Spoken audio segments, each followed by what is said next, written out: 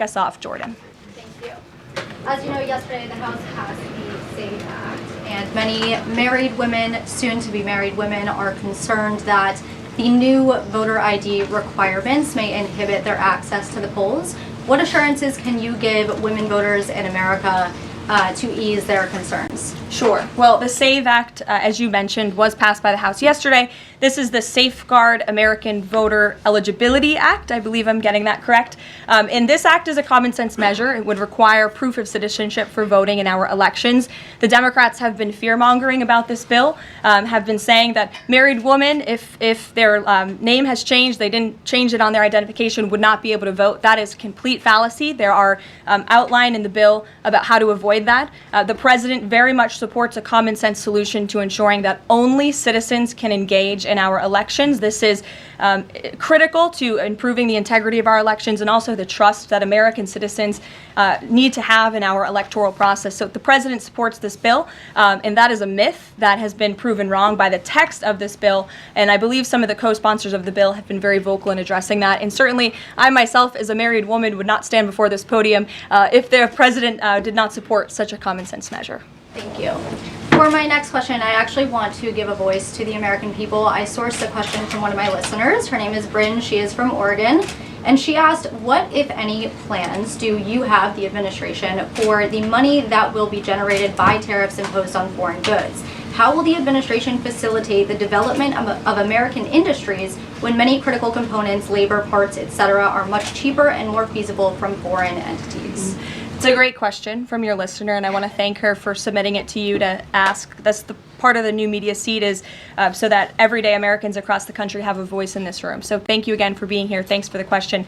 The president's point about his trade and tariff agenda is to bolster our manufacturing industries here in our country, to bring down the cost of living here in our country, and to ensure that we are maintaining critical supply chains here in America. We cannot be dependent on countries like China if we want this country to be strong and wealthy. So the president wants to restore wealth to America by shoring up these jobs here at home, which will result in good paying jobs and higher wages for the American public. And so Americans should trust in that process. He effectively implemented tariffs in his first term while driving down the cost of living in this country, and that's what he's focused on doing again. Thank you. As a follow-up question, could I just ask, are there any specific ideas that the administration has as to what that revenue, specific tariff revenue, will be used for? Yes, to the heart of your question, the president has spoke about the trillions of dollars that he expects in revenue from tariffs and how we can use it to pay down our debt and to ensure that we are no longer faced with a crippling national debt in the trillions that is going to bankrupt our nation for future generations. So that money coming back home will make America in the green rather than in the red, which any small business owner across the country, I believe, can appreciate. Thank you so much. Thank you. Kelly. Tomorrow there will be negotiations between the United States and Iran in Oman. What are the president's chief goals for that, and is he satisfied with how Iran is responding to this? They don't want direct face-to-face negotiations, instead sort of old-school shuttle diplomacy where they're in separate rooms and messages are passed back and forth. So is the president comfortable with the arrangement there, and what is the chief objective? Well, I have spoken to both the president and also his national security team who will be engaged in these discussions. These will be direct talks with the Iranians, and I want to make that very clear. I also spoke to the president just last night about his goal when it comes to Iran, and he has reiterated repeatedly to all of you publicly and also privately to his team here at the White House, his ultimate goal and the ultimate objective is to ensure that Iran can never obtain a nuclear weapon. The president believes in diplomacy, direct talks, talking directly in the same room in order to achieve that goal. But he's made it very clear to the Iranians, and his national security team will as well, that all options are on the table, and Iran has a choice to make. You can agree to President Trump's demand, or there will be all hell to pay. And that's how the president feels. He feels very strongly about it. And can you update us on Mr. Witkoff in Russia and what's happening with direct communications with Vladimir Putin? I can confirm that Mr. Witkoff is in Russia to have direct communications with the Kremlin and with Vladimir Putin. This is another step in the negotiating process towards a ceasefire and an ultimate peace deal in Russia and Ukraine. As these negotiations are ongoing, I obviously will not get ahead of the president or his team, but I think the president has been quite clear that he's been continually frustrated with both sides of this conflict, and he wants to see this fighting end. He wants the war to end. We believe we have leverage in negotiating a deal, to a peace deal, and we're going to use that leverage, and the president is determined to see this through. Thanks, Caroline. President Trump has said China wants to make a deal on tariffs. The president says he has a great relationship with Chinese President Xi. He's willing to speak with him directly. Why doesn't the president just pick up the phone and get this ball going? All of the things the president just said are true. The president, as I said from the podium just a few days ago when I was up here, would be gracious if China intends to make a deal with the United States. If China continues to retaliate, it's not good for China. The United States of America is the strongest, best economy in the world, as evidenced by the more than 75 countries who have called the administration immediately to cut good deals. So the president wants to do what's right for the American people. He wants to see fair trade practices around the globe, and that's his intention and his goal. So is he waiting for China to make the first move here? I'm not going to comment on communications that are happening or may not be happening, or either way. We'll leave it to our national security team to get these discussions underway. And as always, in the effort of transparency, we will provide updates moving forward. But the president has made it very clear he's open to a deal with China. Why is he optimistic that China's going to make a deal or wants to make a deal if they're not talking? Where's that optimism come from? He's optimistic. Hey, Sean. why would any of our allies work with us to isolate China in a trade war if we're treating friend and foe alike? You'll have to talk to our allies who are reaching out to us. The phones are ringing off of the hooks. They've made it very clear they need the United States of America. They need our markets. They need our consumer base. You saw Prime Minister Benjamin Netanyahu in the Oval Office with the president saying that he was going to bring down all of their monetary tariffs and their non-monetary tariff trade barriers as well. We've heard from South Korea. We've heard from Japan. The president has spoken to Vietnam. We have Italy coming to the White House next week. There's a reason for that, Sean, and it's because they need the United States of America and our business model and our markets to survive, and the president is using that leverage to our advantage. Michael. Hey, thank you, Caroline. Two-part question on China. Beijing says it will simply ignore any further tariff escalations from the U.S. Does President Trump see this as China backing down? And as a follow-up to that, what do you say to people like Shark Tank's Kevin O'Leary who say, you guys simply haven't tariffed China enough?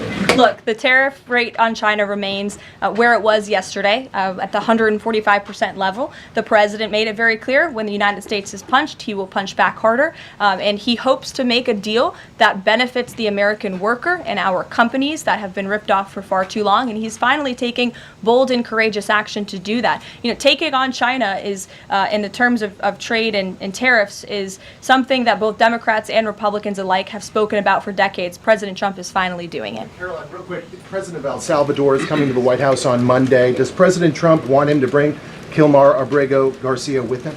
The Supreme Court made their ruling last night very clear that it's the administration's responsibility to facilitate the return, not to effectuate the return. I believe the Department of Justice just filed another brief in the lower court. I would defer you to that for any updates. But as you mentioned, President Bukele will be here at the White House on Monday to talk about the cooperation that is at an all-time high. And we very much appreciate President Bukele and El Salvador's cooperation and the repatriation of El Salvadorian gang members who the previous administration allowed to infiltrate our country.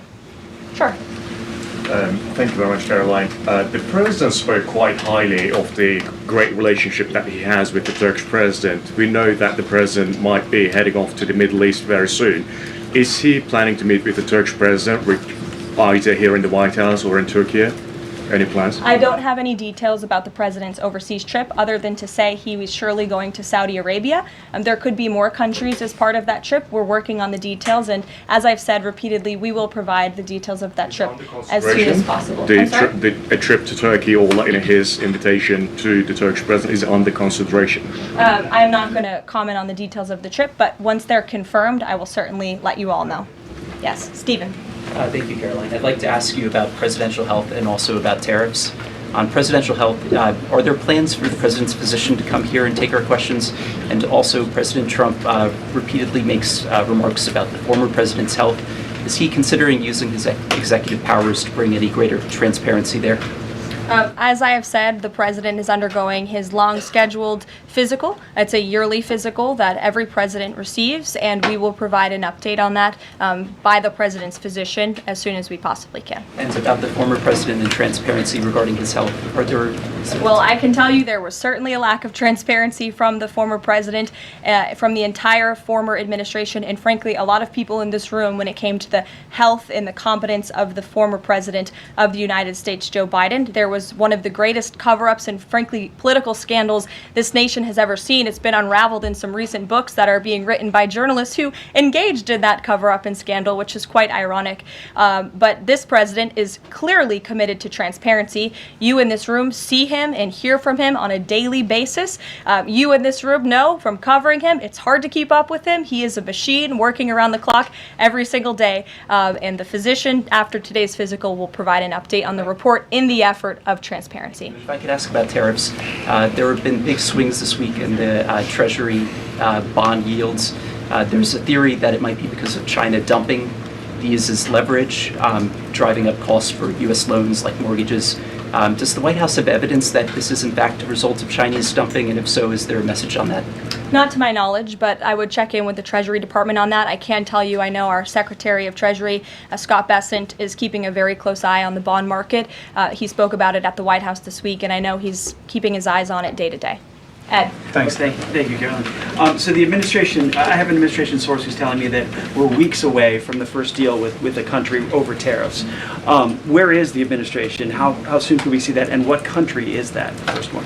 I won't reveal or get ahead of our trade team as these negotiations are obviously ongoing, but I can tell you very good progress has been made. Jameson Greer was on television this morning and I spoke to him, and he confirmed that more than 15 offers are already on the table, which is remarkable in just a mere matter of days. And as I said earlier, we've heard from more than 75 countries around the world. This is a team effort. The president has a team of great, brilliant advisors who have been with him every step of the way, and all of them will be divvying up the workload. And I just want to give the president and his trade team credit for taking this on. This is a massive undertaking. There's no doubt about it. We take it very seriously. The president is determined to renegotiate global trade on behalf of American workers. And again, you've seen people on both sides of the aisles calling for this for years, but I think no other president lacked the courage or maybe the work ethic or the stamina to take on such a task. And I know there were some questions about the president's delayed departure earlier to Walter Reed. I'd like to address it was because he's working on this very issue, so he was running a bit behind this morning. On the 90-day pause, what would the president need to see in order to extend that 90-day pause for countries on tariffs? Well, I think the president addressed this yesterday when he said he's hoping that there will be good deals made before the 90 days is up, and we will cut those deals as soon as we possibly can, country by country, tailor-made deals for each and every country as they all propose unique challenges and unique assets to each country, advantages rather, and when that 90-day mark hits, the president will make that decision then. One more, if I could, on a different subject. So a bird earlier attacked my colleague, Peter Doocy, doing a live shot at I'm wondering the White if House. that's why Peter is absent from his seat. Is he doing okay? He's recovering. Has anyone checked on him? He's recovering. Is anyone looking into that incident? I could check in with GSA to see if anybody here is looking into it. I also understand there was a mouse in the briefing room earlier today, so I'm hoping somebody checked in on that, as I'm hoping it doesn't run up here and distract me. That would be a good way for all of you to distract me, actually. Have a mouse come run up here. So I'll get an answer for you on that, out of respect for our good friend Peter. Jeff? Why is American consumer confidence so low? Look, I think there's a great optimism in this economy, great optimism for the American people, a lot of reason for people to feel optimistic. The president is, as I just said, trying to renegotiate the global trade agenda that has ripped off the American people for far too long. As he said, this is going to be a period of transition. He wants consumers to trust in him, and they should trust in him. Look at what he did in his first term. And I just want to reiterate all of the reasons to be confident since you asked, Jeff. For those watching at home, yesterday the CPI report, inflation declined massively. Consumer prices are dropping for the first time in years. Energy prices are down. In fact, oil prices are down 20% since this president took office. Wholesale prices fell again. There have been trillions of dollars in investments into this country. Every day the president is signing executive orders to cut regulation, especially when it comes to Environmental Protection Agency, our energy industry. That's going to unleash the economic boom in this country that we saw in the president's first term. So trust in President Trump. He knows what he's doing. This is a proven economic formula. What is he asking of Americans at this time? He talked about transition costs, transition problems. Is he asking something specific for Americans to do?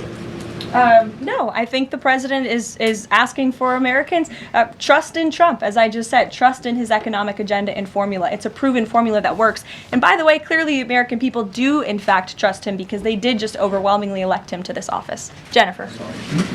Is he going, I'm asking about the physical, is he undergoing any general anesthesia, and can you outline any of the other tests that he's doing today? He is not. He is undergoing quite a few tests, imaging. Again, it's a it's a yearly physical, so there's quite a lot that goes into it to make sure the president is accomplishing all of his goals, and we will provide a readout of that as soon as we can. And will you be committed to releasing all of the results, as many of the results as possible? Of course, yes. The president's physician will do that. I spoke with him this morning. Caroline, will you guys also consider releasing the president's fitness plan? He actually looks healthier than ever before. Healthier than he did 8 years ago, and I'm sure everybody in this room could agree. Is he working out with Bobby Kennedy? And is he eating less McDonald's? I can confirm the president is in very good shape, as you see, on a near daily basis here. And in that vein, thank God it's Friday. It's been a very long and busy week here at the White House. We will see you all on Monday, and we will release the results of that report as soon as we can. Have a great weekend, everybody. Thank you.